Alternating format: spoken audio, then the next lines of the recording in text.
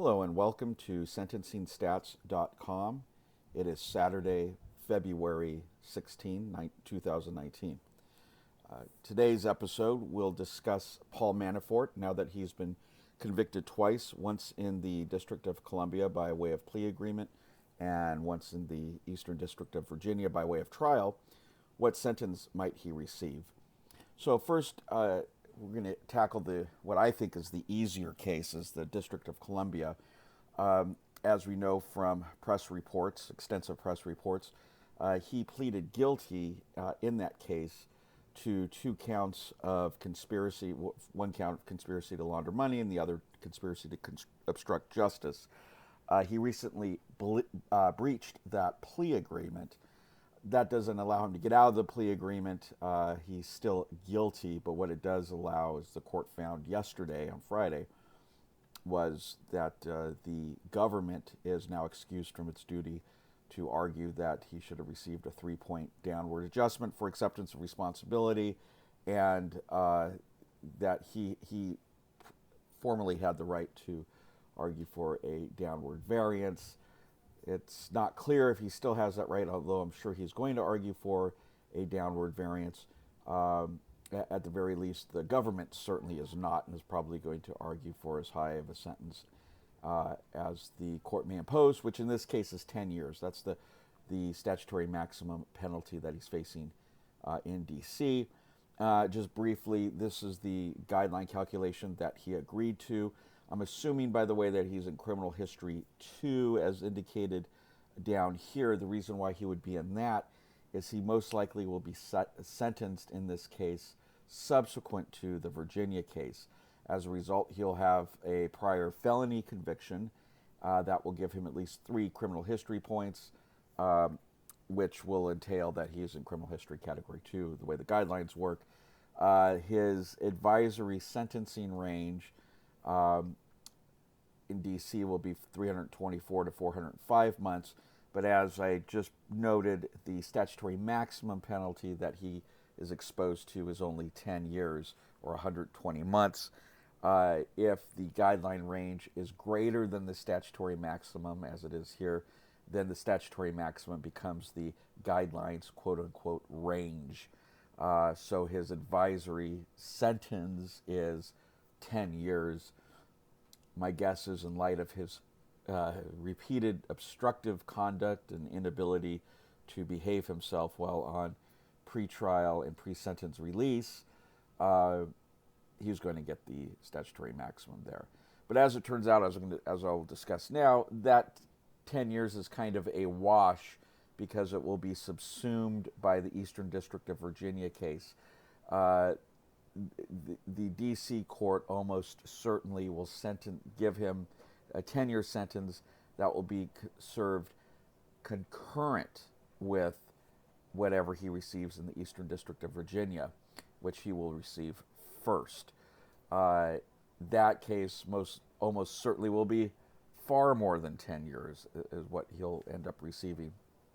So he essentially will get the District of Columbia sentence for free because it will be 10 years concurrent. So if he gets anything more than 10 years in the Eastern District of Virginia, the time here in the District of Columbia isn't going to be added to that time because it will be fully concurrent. And the reason why for that is because the cases are so related. They're relevant, what the guidelines call relevant conduct to each other. So now let's look at the Eastern District of Virginia case. This was the government sentencing memorandum that was filed in that case late on Friday, yesterday.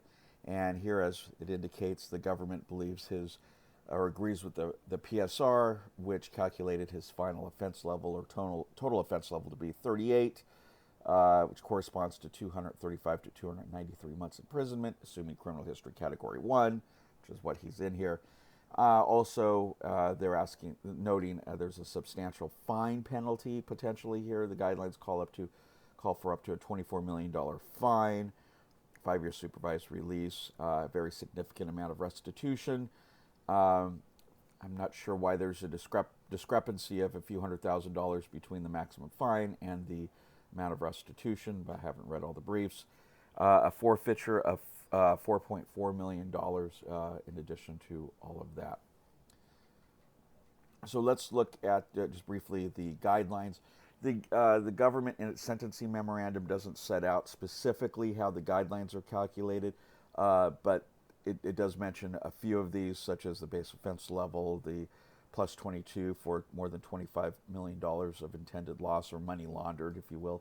I think actually, excuse me, of intended loss does mention sophisticated means and leadership role and obstruction of justice, but that only gets us to a 37. There's no mention of this additional point for grouping, which is the only way that I can figure out how to get to 38. And I'll spare you the details on why he gets an extra point for grouping. It's just the way the guidelines operate when there are multiple counts of conviction for different types of offenses, such as bank fraud here and the F-bar and tax fraud groups. So the short of it is there's two separate groups of offenses that are very close in terms of seriousness, in terms of equality of seriousness. So therefore, they're going to get at least another level there to get him to the 38.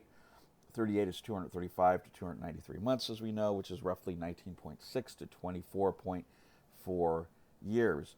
Now, what is interesting is also in the sentencing memorandum, at least twice, the government notes that they are not aware of any mitigating factors. Baloney. There's always mitigating factors in cases. Now, that's not to say that the mitigating factors will outweigh the aggravating factors that are clearly present here, but there are mitigating factors present, especially when you're talking about a defendant who is 69 years of age. But before I get to the age and health issues, let's just look at what that means. A sentence of at least 235 months, which is almost 20 years. How does that stack up against other types of offenses? Well, what we're looking at here, this is a chart that I compiled from the Commission's data, from its the U.S. Sentencing Commission has an interactive source book where you can go and find at a high level what the average and median sentences are by guideline or by offense type, and these are by guideline, even though I don't identify the guideline. Just for lay audiences, I have the actual name of the guideline here. It makes it a little bit easier. So at any rate, this little light yellow area of the graph, what that indicates is the guideline range of 235 months here at the bottom to 293 months at the top. And so this is the range the government says he should receive a sentence within. Okay. We can see here, looking here, this is for first-degree murder. From 2006 through 2017, there have been 2,349 individuals sentenced under the federal sentencing guidelines for first-degree murder. The average here in the orange, the average sentence that they received was only 334 months, whereas the median was 360 months, or 30 years. He's close to that. A sentence within the guideline range is rather close to what one might receive for, or what one typically receives for first-degree murder.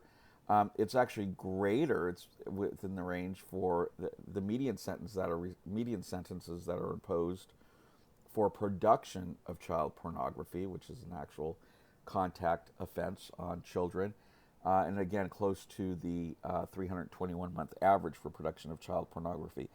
Far higher than criminal sexual abuse, higher than for kidnapping, either the median or average for kidnapping. And now when we start getting down to regular economic crimes, if you will, like money laundering, you can see this is way above what somebody typically receives. And of course, what's driving why his sentencing range is so high is because of the amount of loss that the government argues was caused by his offense. We could see in a typical fraud case, we're only talking a year or two. A year, the median sentence was only a year for 95,000. This is a substantial universe. 12 months median, 21 months average. So The point being is this is equivalent to what offenders who engage in very violent conduct receive, or sometimes greater than what they receive, such as for robbery, kidnapping, criminal sexual abuse. So, is a white collar offender who causes a lot of fiscal harm or economic harm equivalent to such egregious offenses? Arguably not, but nonetheless, it would be important for a judge to take a look at that to understand the gravity of what such a sentence suggests. It's equivalent, again, of what a very serious violent offender would receive. So what we've done here is we've taken, and now we've compared his sentencing range to dissimilar offenses, such as production of child pornography or criminal sexual abuse. But let's now look at those who are identically situated to him. And this is what we do at sentencing stats. So we were able to take the U.S. Sentencing Commission's raw data files and find people and find other cases that are identically situated to the parameters of the target case or the incident case, such as this one, and see what sentences those individuals received. Well, again, Manafort's going to be sentenced under 2B1.1, which is the general fraud guideline. His final offense level, 38, criminal history 1.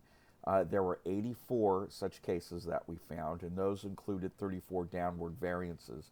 In other words, in 34 of these cases, the judge sentenced below the guidelines by exercising his or her discretion. They just thought the guidelines were suggesting too high of a sentence. The rest of the cases either received a sentence within the guidelines or received what's called a 5K, a motion by the government to sentence the defendant below the guidelines for any cooperation that the defendant provided. And as we well know, in the District of Columbia case, no cooperation was provided as he violated the terms of his plea agreement.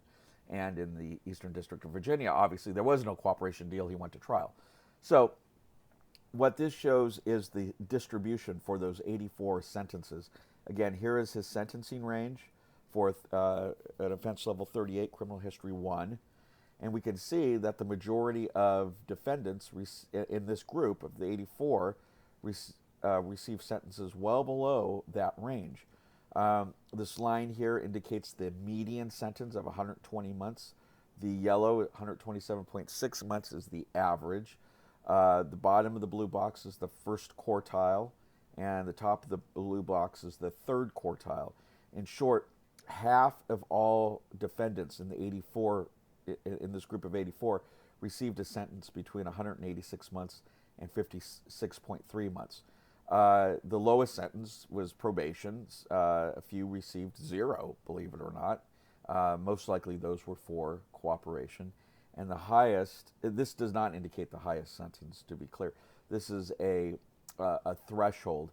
Any sentence above 300 months or 25 years would be considered an outlier, a statistical outlier, or a statistical anomaly. And there were some of those, not many, of course, because they are by definition anomalies. But this is basically the threshold below which they're considered within the normal distribution. At any rate, at the third quartile, that means 3/4 of the 84 received a sentence of 186 months or less, and we're well above that. As a matter of fact, a sentence at the bottom of the range of 235 months is about the 97th percentile, meaning it's greater than 97% of the sentences imposed for these 84. So only about 4 were greater than 235 months. And those, again, these individuals are identically situated. But nonetheless, this may not give a court a real good opportunity to understand just how serious and how unusual of a sentence of 20 years might be for this defendant, setting aside the fact that he's 69 years old, and setting aside the fact that a sentence anywhere approaching the guideline sentence is going to be a de facto life sentence, and I'll address that here in a minute. So what this shows is this is the distribution for all the sentences imposed under the guidelines, or at least all those that reported what the sentence were to the commission.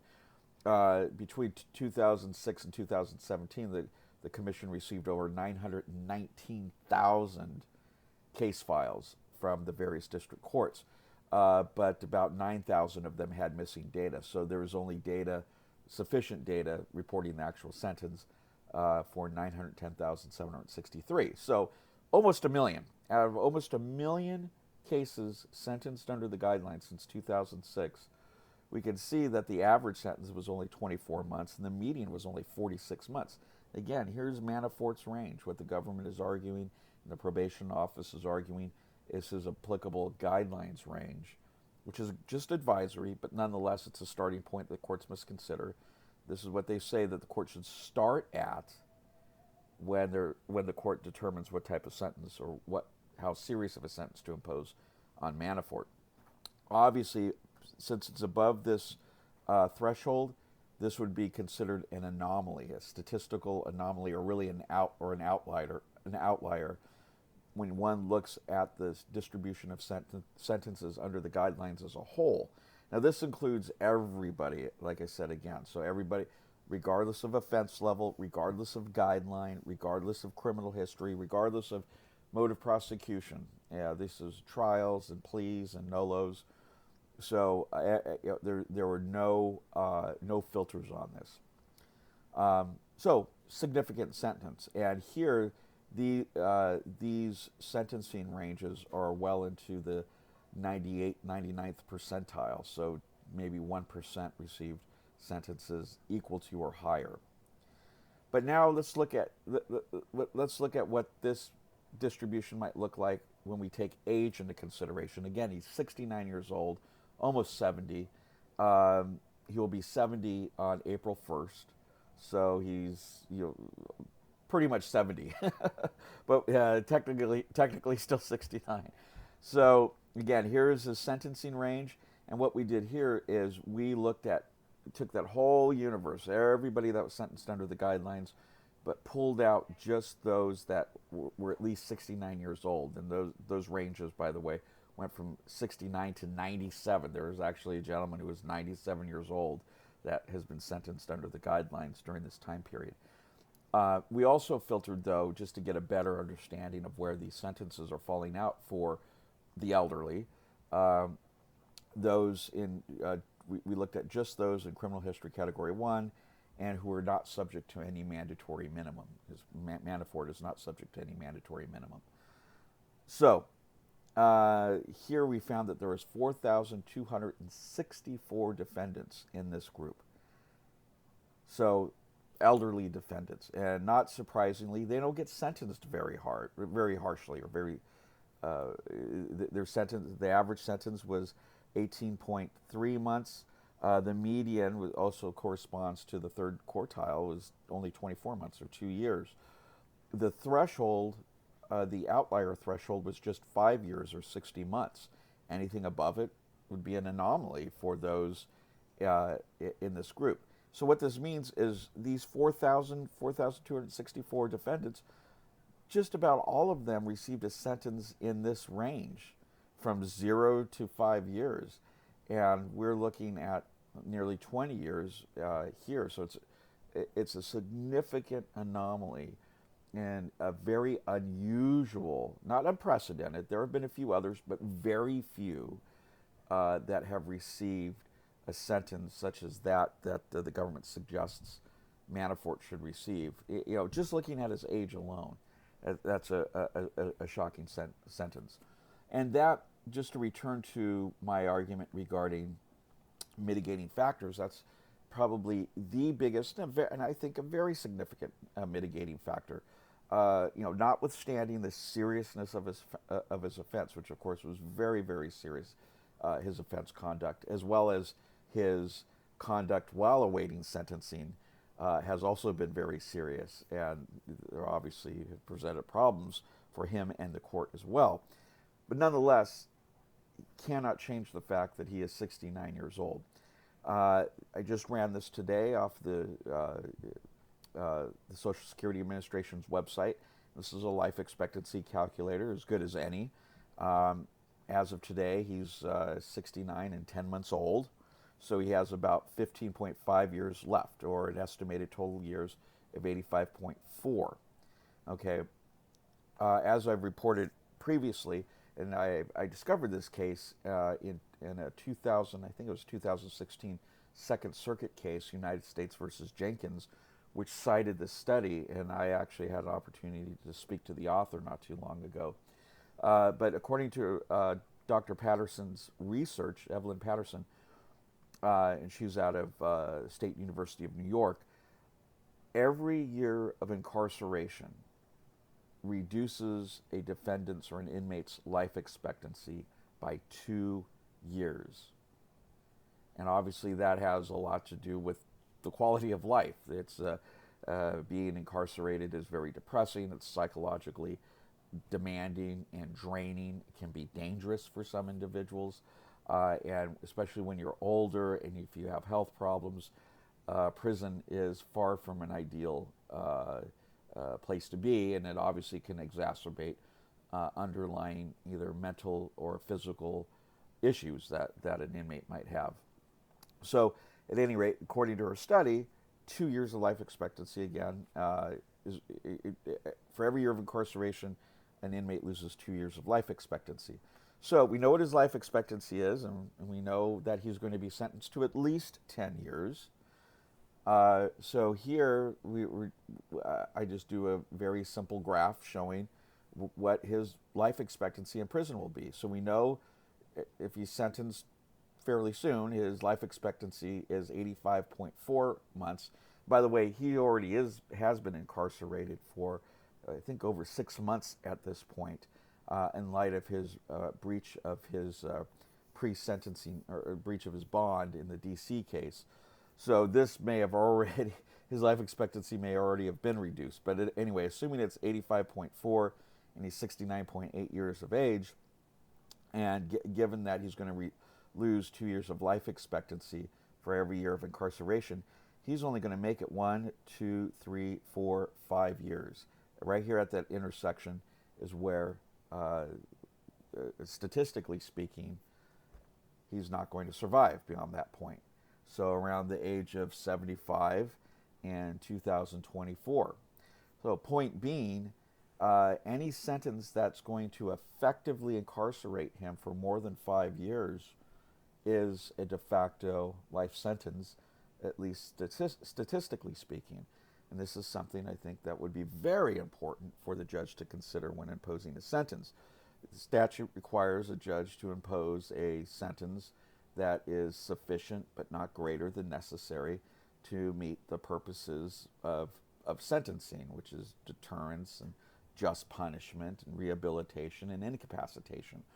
Well, arguably, if you're going to give somebody a life sentence, you're certainly not going to meet rehabilitation. That purpose is off the table by definition, but you certainly will meet all the other ones in terms of deterrence and incapacitation, and certainly incapacitation. So the question then becomes whether any sentence that at least is a statistical life sentence is more than necessary. Obviously, if Manafort had committed this offense when he was much younger, like some of the other defendants, say like George Papadopoulos, who is somewhat related to Mueller's Russia investigation. If he had committed this offense in his mid-30s, this would not be obviously or necessarily a life sentence for him. But now, later in life, it certainly will be. So, in closing, there is at least two significant mitigating factors: his life expectancy, which is related to his age, of course, and of course health, which I didn't really discuss here, but we do know through news reports that his health has suffered quite a bit.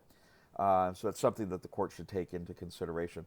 But also just looking, statistically speaking, at those who are similarly situated to him, and setting aside even the fact that he's 69 years old, most individuals that are not just similarly, identically situated to him are receiving sentences far below the guidelines range. Even though this range right here for these 84, this is the range for all of them. This is what the guidelines say they should receive: for all these individuals, but this is where the distribution actually is, with this line indicating that's the 75th percentile. I mean, 3 out of 4 of them receive a sentence of 186 months or less. My guess is, before I had thought that he might receive around 7 or 8 years, but in light of the many aggravating factors in this case, not the least of which was his breach of the plea agreement, this judge is going to give him more than 7 or 8 years in the Eastern District of Virginia, probably somewhere around the 75th percentile. My thinking is around 15 years, which this judge is going to realize that if 15 years is going to be a life sentence. But nonetheless, it's going to represent a significant downward variance from the overly penal, overly harsh sentencing guidelines. Even though the government's asking for this, I don't think that they realistically expect it, even in light of all the aggravating conduct that has occurred here. But suffice it to say, absent a pardon from President Trump or Mr. Manafort's ability to receive a compassionate release, he will die in prison. And so that concludes our analysis of Paul Manafort's sentencings for his 2 convictions in the District of Columbia and the Eastern District of Virginia. I am Mark Allenbaugh for sentencingstats.com. Thank you very much.